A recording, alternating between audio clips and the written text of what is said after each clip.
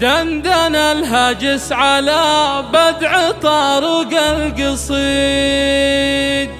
شاش راسي للشعر وانتخل بدع الجزال. شاعر فكري ملي ما أجيب إلا الجديد، هاجسي يطرب على مدح دربنا الفعال.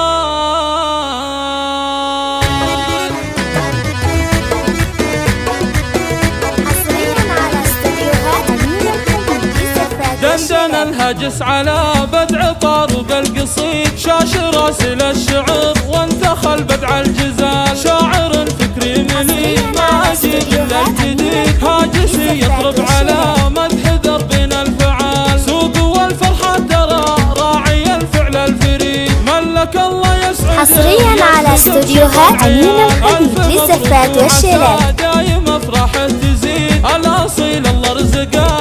حصريا على استوديوهات أمين الحبيب للزفات والشلال.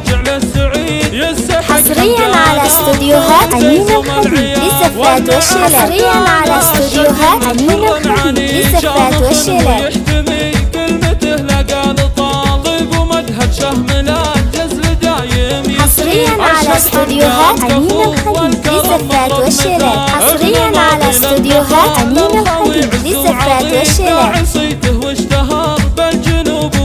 حصريا على استوديوهات أمين الحبيب للزفات والشلال. افتخر به وانطنخ والنعم وفي الخصال، نسل قوم والنعم اهل المجد الدليل، كل واحد منهم اللي ينتخى شال الثقال. حصريا على استوديوهات أمين الحبيب للزفات والشلال. دندن الهاجس على بدع طارق القصيد، شاش راسي للشعر وانتخل بدع الجزال. شاعر فكري حصريا على استوديوهات أمين الحبيب للزفات والشلال. مدح دربنا الفعال. حصريا على استوديوهات أمين الحبيب للزفات والشلال. ويرزق بشوف العيال، ألف مبروك وعسى دايم أفراحه تزيد، الأصيل الله رزقه. حصريا على استوديوهات أمين الحبيب للزفات والشلال.